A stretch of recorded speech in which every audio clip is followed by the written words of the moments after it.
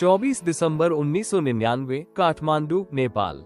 Indian airlines की flight IC 814 runway पर तैयार थी। बोर्डिंग हो रही थी। सभी यात्री खुश थे, कुछ छुट्टियों के लिए जा रहे थे, कुछ घर लौट रहे थे। फ्लाइट में एक नवविवाहित जोड़ा रुपिन और रचना कटियाल, एक 5 साल का बच्चा जो पहली बार हवाई यात्रा कर रहा था, और एक 70 साल की दादी भी थी। फ्लाइट नंबर IC 814 ने शाम 4:30 बजे काठमांडू से उड़ान भरी। पायलट कैप्टन देवी शरण ने कंट्रोल संभाले। मौसम साफ था, सब कुछ सामान्य लग रहा था। फ्लाइट अब भारत के हवाई क्षेत्र में प्रवेश करने वाली थी। तभी एक यात्री ने बाथरूम से आते समय जैकेट के अंदर से छोटी बंदूक निकाली और चिल्लाया, यह विमान अब हमारे कब्जे में है। फिर एक एक करके 4 और हाईजैकर्स ने भी बंदूक और ग्रेनेड निकाल लिए। सभी के चेहरे मास्क से ढके हुए थे। यात्रियों ने अपनी सीट पर सिर झुका लिया।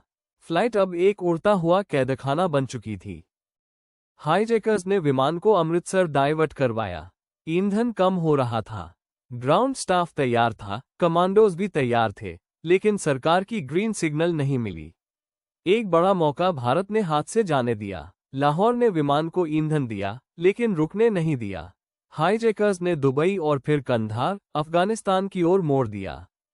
कंधार, एक ऐसी जगह जहां तालिबान का राज था और भारत की कोई ताकत नहीं चलती थी। विमान कंधार के रनवे पर रुका। यात्री 7 दिन तक वहीं रहे। बाथरूम जाने के लिए भी हाईजैकर्स की इजाजत लेनी पड़ती थी। रात को ठंडी हवा और दिन में अफगान सूरज, लोग बेहाल हो गए। हाईजैकर्स ने कैप्टन देवी शरण से कहा, तुम हमारी आवाज बनोगे, तुम तालिबान से बात करोगे, तुम भारत सरकार से हमारी मांगे बताओगे। देवी शरण ने जिंदगी में पहली बार इतना दबाव महसूस किया। उन्होंने फ्लाइट के अंदर एक छोटा रेडियो रूम बनाया और भारत सरकार तक संदेश पहुंचाए। हाईजैकर्स ने एक यात्री रुपिन कटियाल को चाकू मार दिया। उसकी शादी को कुछ ही दिन हुए थे। उसकी पत्नी रचना चीखती रही, लेकिन हाईजैकर्स ने कुछ नहीं सुना। रुपिन ने फ्लाइट में ही दम तोड़ दिया। ये पल पूरे देश की टीवी स्क्रीन पर देखा गया। लोग आंसुओं में डूब गए। प्रधानमंत्री अटल बिहारी वाजपेयी, NSA ब्रिजेश मिश्रा और एक खास टीम इस संकट को संभाल रही थी।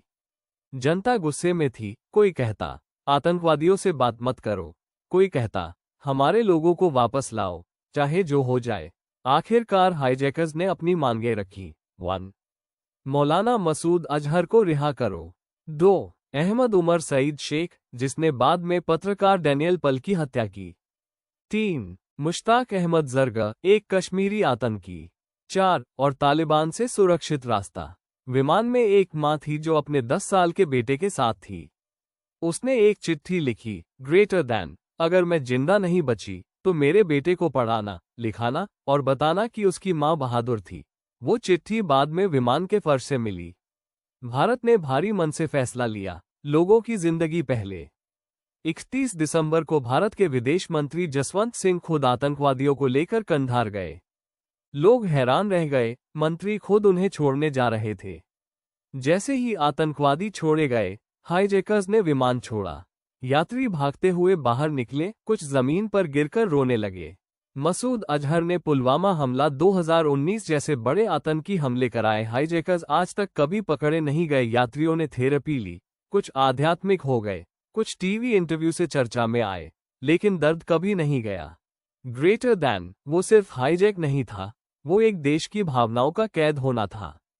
IC 814 ने हमें सिखाया कि हर उड़ान सिर्फ आसमान में नहीं होती, कुछ उड़ानें दिल में भी चुभ जाती है।